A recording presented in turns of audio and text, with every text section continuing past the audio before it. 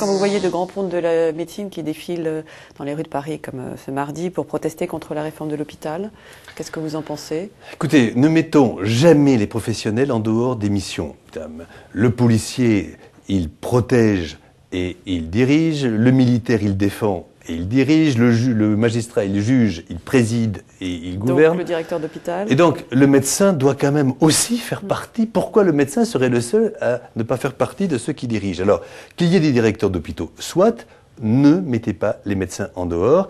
Mais je pense qu'il faut faire surtout très attention à une chose. On parle beaucoup de l'hôpital, on ne parle pas des médecins libéraux. Je me permets simplement de vous dire que dans cette loi, le directeur de l'agence régionale de santé peut contractualiser directement avec un médecin sans passer par les syndicats médicaux. Le dialogue social, c'est important, y compris pour les médecins. Et donc, les syndicats médicaux doivent être aidés, soutenus par ce que l'on appelle la politique conventionnelle.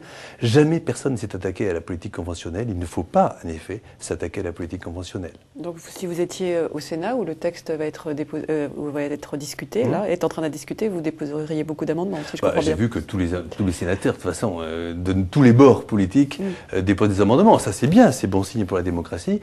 Mais je pense qu'il faut faire attention. Signe que cette réforme est perfectible. Oui, par définition. Qu'elle doit en tout cas être changée. En tout cas, oui. Ce qui est important, c'est qu'on passe de ce que l'on appelle le statut au contrat.